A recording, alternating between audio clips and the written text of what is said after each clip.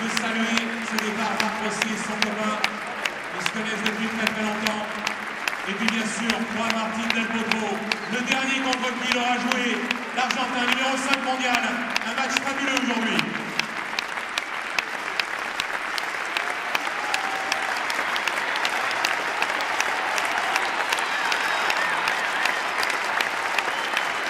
Mesdames, Messieurs, en l'honneur de Marat Safin, je vous propose de regarder les écrans et on va revivre une partie de sa carrière sur ce petit clip de 2 minutes. Regardez, c'est son feu.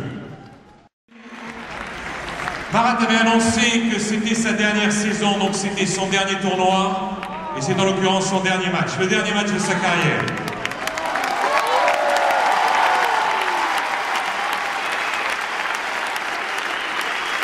Il a occupé le rang de numéro 1 mondial durant 9 semaines. Sa sœur Dinara a disputé 2 finales à Roland-Garros, a également occupé le rang de numéro 1 mondial du tennis féminin. C'est la seule famille qui peut se prétendre avoir eu 2 numéros 1.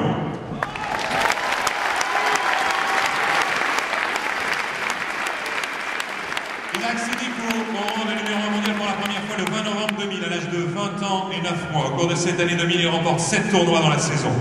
Compte 15 victoires en tournoi, dont 2 en Grand Chelem. L'US Open en 2000 et l'Open d'Australie en 2005.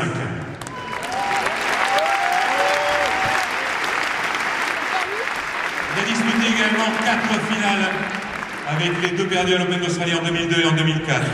Des victoires au Masters, il en compte 3. Il était en participation Masters en 2000, 2002, 2004. Il a remporté 3 titres ici au BNP Paribas Masters en 2000, 2002 et 2004. C'est aujourd'hui le joueur le plus titré de l'histoire du tournoi avec Boris Becker.